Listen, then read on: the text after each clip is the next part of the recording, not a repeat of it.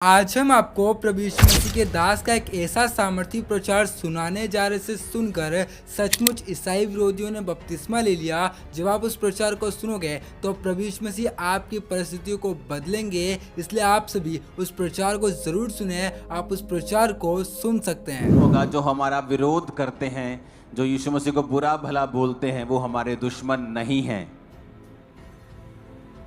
वचन कहता है मत्ती 9 उसकी 9 से 13 आयत में, वहां से आगे बढ़कर यीशु ने मत्ती नामक एक मनुष्य को महसूल की चौकी के ऊपर बैठे देखा और उसने कहा मेरे पीछे हो ले, और वह उठकर यीशु मसीह के पीछे हो लिया। जब वह घर में भोजन करने के लिए बैठा तो बहुत से महसूल लेने वाले और पापी आकर यीशु और उसके चेलों के साथ भोजन करने बैठे। ये देखकर फरीसियों ने उसके चेलों से कहा, तुम्हारा गुरु महसूल लेने वाले और पापियों के साथ क्यों खाता है? ये सुनकर यीशु ने उनसे कहा, वैद्य भले चंगों के लिए नहीं परंतु बीमारों के लिए आवश्यक है। इसलिए तुम जाकर इसका अर्थ सीख लो, मैं बलिदान नहीं परंतु दया चाहता हूं, मैं धर्मियों को नहीं पापियों को बुलाने आया। मत्ती, जिसका आप बाइबल को नए नियम को पढ़ते हो तो पहली पुस्तक मत्ती की आती है। कौन था मत्ती? एक टैक्स कलेक्टर। किसके अंडर काम करता था? राजा हेरोदेस और रोमी लोगों के अंडर वो काम करता था। है कौन था? है था यहूदी। तो जब वो टैक्स कलेक्ट करता था, जब वो टैक्स लेता था, तो टैक्स वाले लोग जो थे वो बड़े ही बदनाम थे, क्योंकि ये टैक्स वाले लोगों के लिए ये मशहूर होता था कि ये लोग जो हैं लोगों से एक्स्ट्रा टैक्स लेते हैं, उन पर ज़्यादा बर्डन डालते थे, उनको अलग अलग तरह के टैक्स के नियमों में फंसाकर ये टैक्स लेते थे उनसे। और ये यहूदी था तो यहूदी, लेकिन हेरोदेस राजा के नीचे काम करता था और टैक्स भी अपने परिवारों यानी यहूदी लोगों से लेता था। इसलिए जो मत्ती था वो बड़ा बदनाम आदमी था। मत्ती को जो यहूदी लोग थे एक गद्दार के रूप में जानते थे। जब वो मत्ती को देखते थे यहूदी लोग तो उसे गद्दार कहते थे। उसकी जो रेपुटेशन थी, उसकी जो वैल्यू थी, वो बिल्कुल भी अच्छी नहीं थी मत्ती की। लेकिन मत्ती खुद पैसा कलेक्ट नहीं कर रहा था। मत्ती तो सरकार के नीचे था और जो कुछ सरकार कहती थी मत्ती वो करता था। लेकिन जब यहूदी लोग मत्ती को देखते थे तो वो उसे एक पापी के रूप में, एक गद्दार के रूप में, एक अधर्मी के रूप में, परमेश्वर के सामने दोषी के रूप में उसे देखते थे।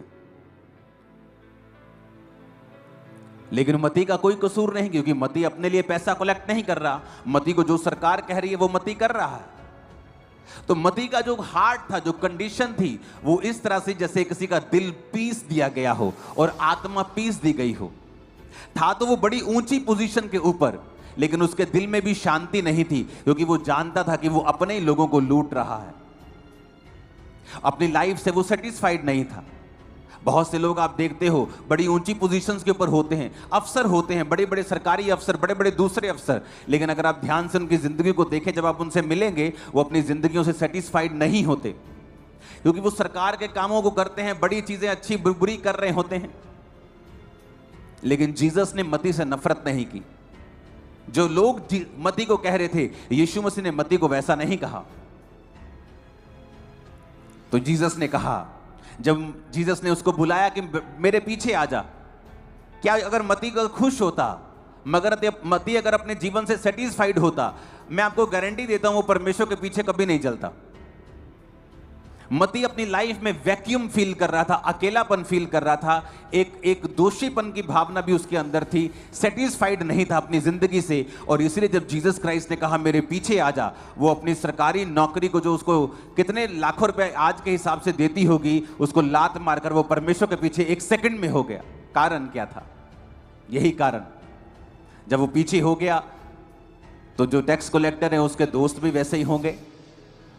टैक्स कलेक्टर की पुलिस भी वहां की वाकफ होगी, क्योंकि पुलिस के साथ उसका नाता होगा, अफसरों के साथ उसका नाता होगा, क्योंकि जब कोई टैक्स नहीं देता होगा उसके ऊपर कार्रवाई करवाता होगा, तो उसके साथ सभी गंदे लोगों का भी उसके साथ नाता था। तो जब वो बचाया गया और जीसस के पीछे हो गया, तो बड़े से पापी लोग यीशु मसीह के साथ बैठ के खाने लगे। तो फरीसी कहते ये तो पापियों के साथ खाता है। और यीशु मसीह ने क्या कहा? ये सुनकर 12 आयत में यीशु मसीह ने कहा, वैद्य भलो चंगों के लिए नहीं परंतु बीमारों के लिए आवश्यक है। इसलिए मैं तुमसे ये कहता हूं, तुम जाकर इसका अर्थ सीख लो। मैं बलिदान नहीं परंतु दया चाहता हूं। मैं धर्मियों को नहीं पापियों को बुलाने के लिए आया हूं। आज हो सकता है आप एक वेश्या को बड़ी ही घृणित निगाहों से देखते हो कि ये बहुत बड़ी पापिन है। आपके एरिया के ड्रग स्मगलर को आप देखते हो कि ये बहुत बड़ा पापी है, लेकिन कभी भी आपने उनको सुसमाचार नहीं दिया। आपने जो मोहल्ले में बदमाशी करता है आपने उसे बुरा जान लिया, लेकिन कभी भी सुसमाचार नहीं दिया।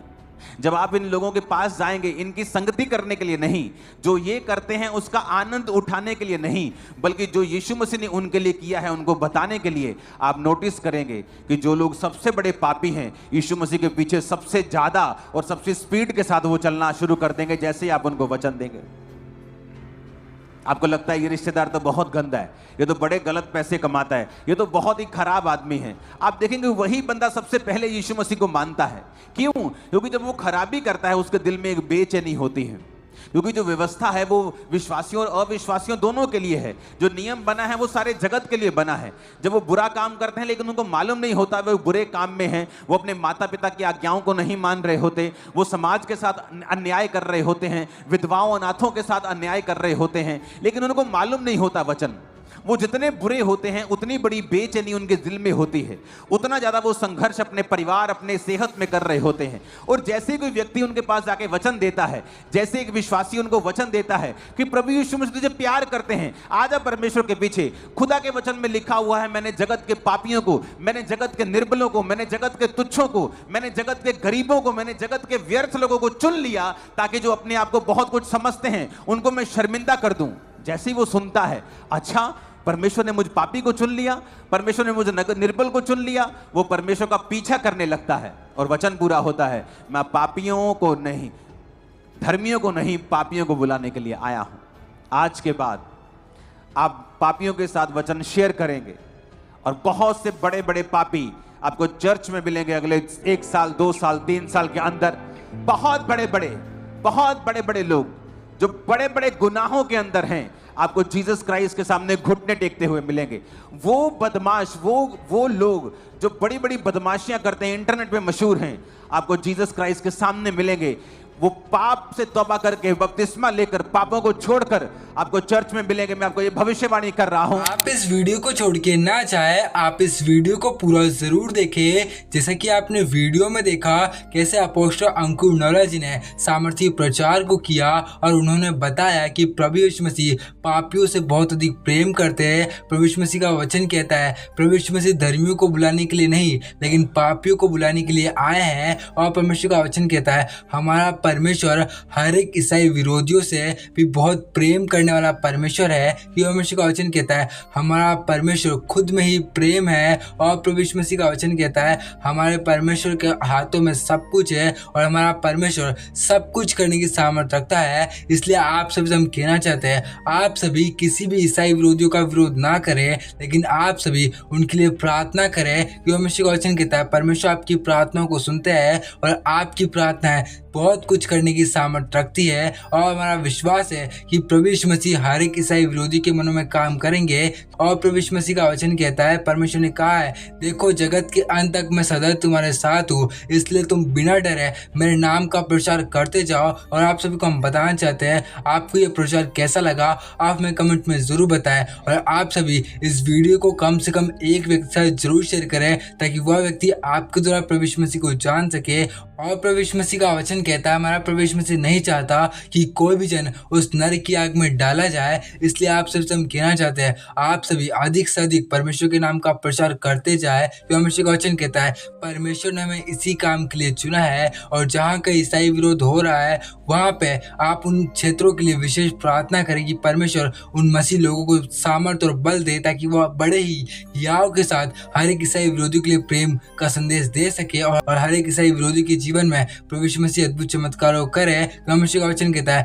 हमारे परमेश्वर के लिए कोई भी काम कठिन नहीं, और परमेश्वर का वचन कहता है हमारे परमेश्वर के हाथों में पड़ना भयानक बात है। हमारा परमेश्वर जिस प्रभु यीशु मसीह ने पौलुस जैसे बड़े विरोधियों के मनों को बदला था, वही प्रभु यीशु मसीह आज हर एक ईसाई विरोधियों को मनों की बदलने की सामर्थ्य रखता है। और हमारा विश्वास है ऐसा बहुत जल्द होने वाला है कि हर एक ईसाई विरोधी का घुटना यीशु मसीह के सामने झुकने जा रहा है। तो परमेश्वर का वचन कहता है हमारे परमेश्वर के लिए कोई भी काम असंभव नहीं। हमारा परमेश्वर सब कुछ करने की सामर्थ्य रखता है, ना तो बल से ना शक्ति से, लेकिन हमारे परमेश्वर के आत्मा के द्वारा ये सब कुछ होगा। और आप सभी हमें विश्वास के साथ सब्सक्राइब भी कर ले। क्या बता एक प्रभु यीशु मसीह का वचन आपकी पूरी जिंदगी को बदल दे। प्रभु यीशु मसीह आपके साथ है। आप और मैं प्रभु यीशु मसीह के नाम का प्रचार करते जाए। परमेश्वर आप सभी को बहुत बहुत आशीष दे।